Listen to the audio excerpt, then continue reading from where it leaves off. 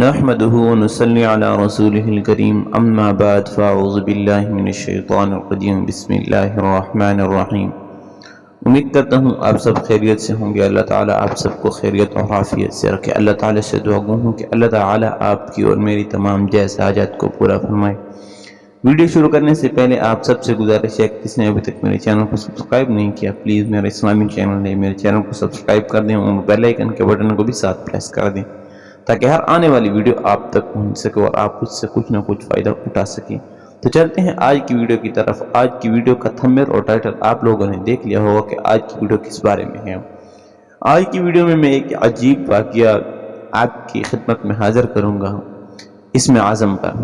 اسم اعظم ہر کسی کو مل سکتا ہے یا نہیں، اور ہر آدمی اس کی صلاحیت رکھتا ہے اسم اعظم کو حاصل کرنے کی یا نہیں، تو آپ کو اس واقعے میں سب کچھ معلوم ہو جائے گا۔ ایک اسم اعظم کا علم رکھنے والا ایک شیخ محترم کی خدمت میں ایک سالک حاضر ہوا، یعنی ایک شخص تھا، ایک شیخ تھا جس کے پاس اسم اعظم کا علم تھا۔ ایک دوسرا آدمی اس کے پاس حاضر ہوا اور اسم اعظم کو سیکھنے کی درخواست کی۔ تو اس نے پوچھا کہ کیا تمہارے اندر اس کی اہلیت ہے؟ کیا تم اپنے اندر اس کی اہلیت رکھتے ہو کہ تم اسم اعظم کو سیکھو؟ تو جو سیکھنے والے تھا اس نے مثبت میں جواب دیا کہ جی ہاں میرے اندر صلاحیت ہے۔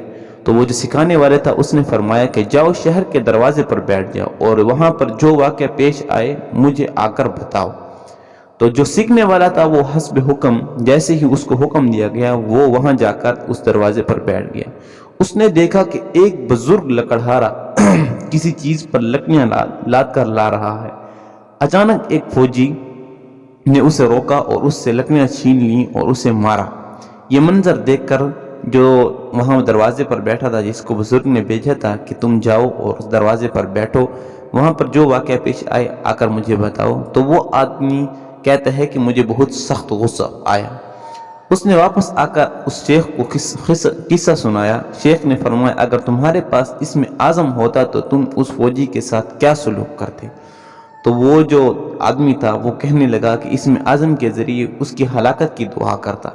شیخ نے فرمایا تم نے جس بزرگ لکڑہارے کو مارتے دیکھا ہے، یعنی جو مار کھا رہا تھا، اس ہی نے مجھے اسم اعظم سکھایا ہے۔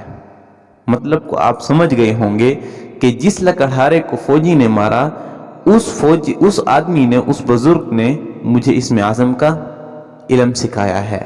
حاصل کلام یہ ہے، نتیجہ یہ ہے کہ اسم اعظم اسی کے لیے مناسب اور مفید ہے جو صبر، بردباری اور مخلوق پر شفقت جیسے ان تمام اچھی صفات کا حامل ہو، یعنی جس کے اندر صبر بھی ہو، مخلوق پر شفقت بھی کرتا ہو اور بردباری بھی ہو، وہ اسم اعظم کو سیکھے۔ ہر کوئی سیکھنے کی اس کی اہلیت نہیں رکھتا۔ تو اللہ تعالیٰ سے دعا ہے کہ اللہ تعالیٰ ہمیں اسم اعظم کے اہل بنائے اور اس کے لیے جو صفات ضروری ہیں اللہ تعالیٰ اس صفات سے ہمیں مستفید فرمائے۔ امید ہے آپ کو ویڈیو اچھی لگی ہوگی۔ اگر ویڈیو اچھی لگی تو کمنٹ سیکشن میں اپنی رائے کا اظہار ضرور کرنا اور لائک بھی کر دینا۔ والسلام، اللہ حافظ۔